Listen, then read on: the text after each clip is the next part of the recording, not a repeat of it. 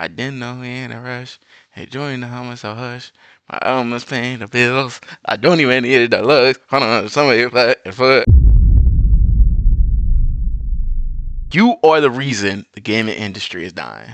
Let's go ahead and check this video out, man. In 2026, a lot of gamers feel like we're living in the dark ages of gaming. You hear it everywhere. Gaming is dead. Facts. I'm trying to look for a game right now to play. I'm waiting till Xenoverse 3 comes out. I'm waiting till Marvel Tokon comes out. Invincible Versus. Like, we got so much bangers coming down later down the line.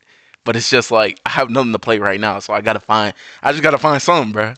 There's no new innovation. Games just don't hit the same anymore. But what if the problem isn't just the industry? What if the problem is us? The direction of gaming isn't only decided by the developers and publishers. It's heavily influenced by gamers, the consumers, and the culture. Facts. Like 70% of anime games are, dude, they're influenced by the consumers, dude.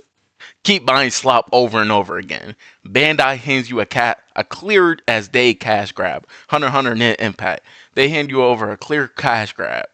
Low budget for a reason. People still hyping it up. It's crazy.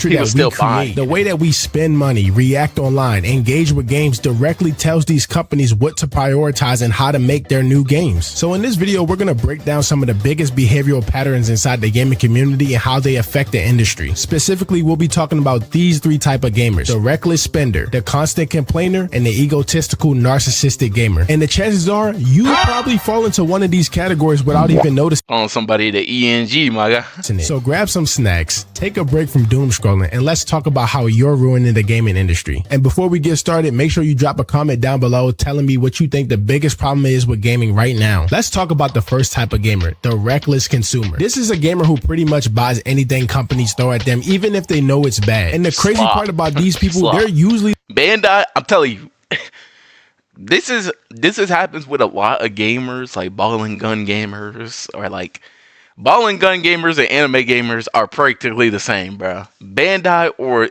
EA could spit in their food and they will still eat that, bro. The ones telling everyone that the game is trash. They complain about greedy monetization, recycled gameplay, lack of innovation, but they're still the ones pre-ordering the game for $100. They buy VC, they grab new skins, and they run it back every single year. No disrespect to you. Play whatever you want, but the players most affected by this are the people who only play sports games, shooting games, and fighting games. Just look at some of the most purchased games on the PlayStation Store in 2025. NBA 2K, Madden, college football, Call of Duty, Battlefield, GTA 5. Year after year, it's the same cycle. Like take 2K fans for example. Every year they complain about the same stuff. This game is trash. The devs don't listen. They're money hungry. And yet the numbers still stay strong. So Illuminati came back and left in the same year from the 2K community, bruh. Dude, nothing changes. I don't know what you expect. Nothing changes with these games. If I want to play some ball, I'm going to hop on my 2K19, hop on my PS4, bro. I'm not buying a new game every year expecting different results. Literally insanity. If the experience genuinely frustrates you, the question isn't why is the game bad, it's why do you keep buying it? Even cheating has become part of the conversation. The players talk about the new Cronus Zen and how it creates competitive imbalance. Yet the ecosystem continues to thrive because engagement and spending never slow down. From a business perspective, companies respond to behavior, not complaints. And that's the uncomfortable truth. The gaming market is driven by demand. Now let's take a shift over to anime games because this is another perfect example of reckless consumption. Publishers like Bandai Namco understand one thing extremely well. Anime fans love their franchise. That emotional attachment makes fans more likely to buy games tied to their favorite franchise, even though the games are repetitive and underwhelming. And you can see the pattern. Many anime titles default to arena fighters, regardless of whether that gameplay style fits the source material. Dragon Ball and Naruto work so perfectly well with this because their stories heavily revolve around direct combat. But when you think about a show like One Piece, the appeal isn't fighting, it's exploration. It's adventure, world building, side quests, character journeys. Naturally, fans would expect to go into an open world RPG when they think of One Piece, not an arena fighter. We've seen similar conversations around modern anime games tied to dude. Naruto needs to get an open world, dude. Tired of going around the same dude. Say it's time to move away from the Storm series, dude. Similar franchises. Even like in One Piece games, I be over here playing with my shit, bruh. I just be over here, man. It's like insane, bruh. I be over here playing with my shit.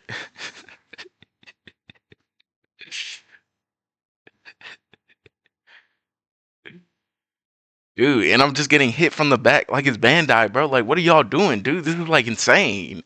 Y'all keep giving me slop. I don't want this slop, bro. I'm done with the Storm series, bro. Dang. How many more times can we get Storm games? How many more times can we see Goku in Arena Fighter? How many more times can see One Piece in a freaking same thing, bro? It's insane.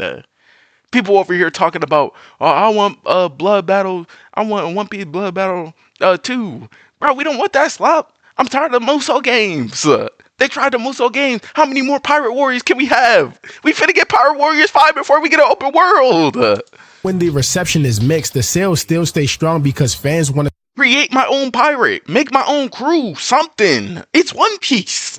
support their favorite series. So that brings us back to the core idea. Consumers have more power than they think. Yes, I know some people will always buy the game, but if enough players change spending behavior, companies are forced to adapt because revenue is the clearest feedback that the market provides. If the industry is perceived as money driven, then the strongest feedback isn't outrage, it's selective spending. Next, we got the constant complainer. What is the constant complainer? Well, it's someone that just never stops complaining. Reddit posts, TikTok rants, tweets, Instagram reels, YouTube shorts. If there's a place to complain, they're gonna complain. And before y'all even say it, Ron, you be the main one complaining on Instagram and TikTok. Chill, gang. You got me. But seriously though, there's a difference between calling out actual problems in the gaming industry and complaining about minor inconveniences. You know exactly what I'm talking about. Complaining about a skin that you don't like. Saying that the game is dying because the gun slightly feels different. Ignoring alternatives so you just complain loud.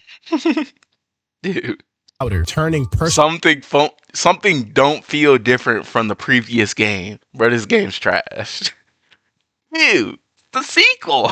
It's a sequel. Personal preference into a universal crisis. Like, bro, I couldn't see Emma Frost's right ass cheek, so Marvel Rivals is falling off. Or you got the classic, I don't like the way this gun shoots. Okay, so use another one. Nah, instead you gotta open Twitter and write a freaking paragraph about it. Now here's when this actually becomes a real problem. When large groups constantly complain about small things, the devs feel pressured to make unnecessary changes. And sometimes those changes don't even fix the problem, it just makes the problem worse. Or it just distracts us from the real problems that the game actually has. A perfect example of this is Dead by Daylight. Dead by Daylight is an asymmetrical 1v4 game. I emphasize the word asymmetrical, meaning that the game was never supposed to feel fair between killer and survivor. I played this game since 2016 day one release, and trust me, the game was trash. Both sides was broken, matches was chaotic, the game was genuinely at its worst state possible. One of the worst releases for any game. But over time, the game improved and it reached a reasonably balanced state. The real issue became the community perspective. A lot of players treat Dead by Daylight like it's two separate games. Killers complain that Survivor is broken. Survivors complain that Killer is broken. Meanwhile, everyone is playing the same game, Dead by Daylight. And I used to be guilty of this too. I only played Survivor. I thought Killer was the most broken thing. Then I started playing Killer and I understood why Killer started complaining about Survivor. What I realized is that perspective changes everything. And here's a part that most gamers fail to understand. Sometimes imbalances create balance. Remember when you was in math class and your math teacher told you that 2 negatives equal a positive? Yes, that can happen in gaming too. Gamers often try to create this perfect utopia where everything is equally fair, everything is equally strong, and there's nothing wrong and no one ever complains. That does not exist. No game can be perfect. Well, maybe God of War 3 and Little Big Planet and Sonic Adventure 2. Look, sometimes games can be perfect, but for the most part, games are not going to be perfect. But seriously though, some of the most fun memories came from the cheesy and broken things inside of the game. Imperfections create chaos and chaos creates memories. Another issue I want to hit on under the constant complainer is the creator influence. I cannot stand when big streamers or YouTubers complain about niche frustrations. The devs are going to naturally pay more attention to them because their voice is amplified. And what that does is lead to changes that don't represent the average player. Yes. Sparking Zero first drop. Story mode difficulty. It's too hard. Dude, it's Vegeta. Beginning of the first fight. What you mean it's too hard? So what did the devs do? They heard the content creators complaining. Heard the people on Twitter complaining. What did they do? They fixed that. They give you an easy difficulty, dude. That's the problem with today. Literally, nobody wants difficulty. Everybody just wants everything on easy mode. Let me get all the skins for free. Let me get dude. If you get everything for free, if you get everything easy, what's the point of playing the freaking game? It's role play. It's literally role play, bro.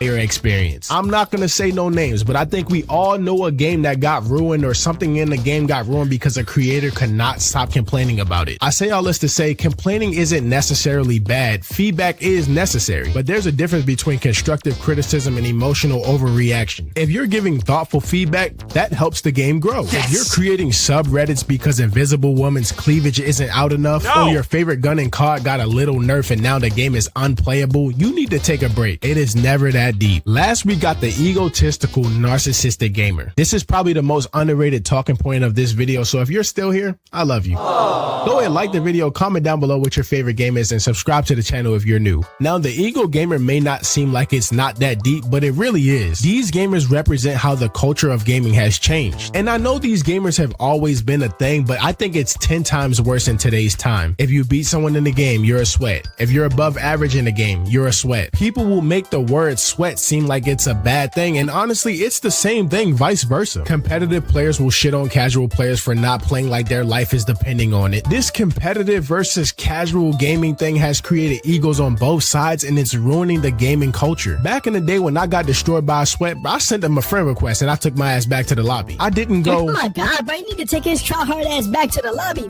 I can't stand people who's better than me at the game. I don't even know where this ego. I've never seen people get mad at tryhards. If anything, beating a tryhard makes you feel good.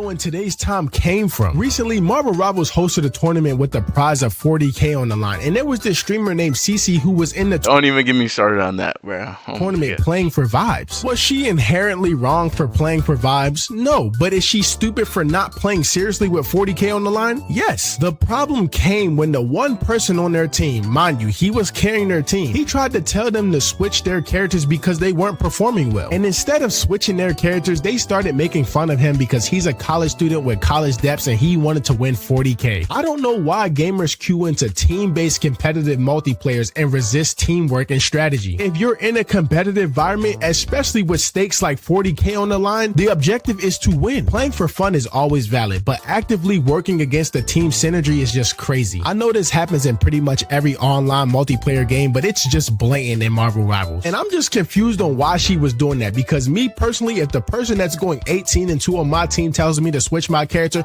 bro, I'm switching my character. You need me to make you some coffee, I'll make you a coffee. You need me to grab you a honey bun from the store, I'll grab you a honey bun from the store. Shit, I'll even twerk if it means we win 40K.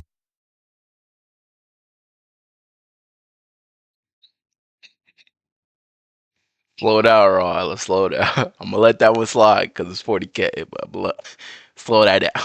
But no, seriously, this ego problem contributes to community division. Like, instead of collaboration, you get competitive versus casual wars, skill shaming, anti-sweat culture, players refusing accountability, team environments becoming hostile. And in today's gaming industry, the last thing we need is community division. We need to come together, because at the end of the day, the gaming culture thrives when people respect different play styles. It's just important to understand the context of environment that you're in. Fun and competition don't have to be enemies, but player ego makes them feel like they are. I want to wrap this video up by saying the gaming industry is really bad right now. The gaming culture is really bad right now. We're really just complicated as a whole, but I'm trying to be the channel, I'm trying to be the creator that brings all of us together, because honestly, the industry right now is a complete representation of what we bought in the past, what we complain about, and how we interact with each other. So before you go blaming devs for everything, sometimes we gotta look in the mirror too. It's the man in the mirror, no Michael Jackson. I believe that if we change the culture of gaming, the industry will follow too. Stop recklessly spending. Bro, I know how hard it gets. You really like basketball, you want to play 2K. You really like that new anime game because it's your favorite anime, I understand that, but bro, come on. Stop always overly complaining about minor inconveniences in the game. Bro, you're playing a video game. It's pixels on the screen. It's not going to be perfect. And just drop the ego. We're playing the same game, bro. If he's better than you, he's better than you. If he's worse than you, he's worse than you. Who cares? If you enjoyed this video, be sure to comment down below what's your favorite snack. That was a good video, man. Good video, right? Wrong.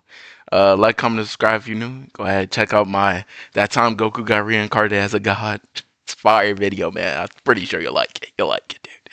But love you all as always, and I'm out, man.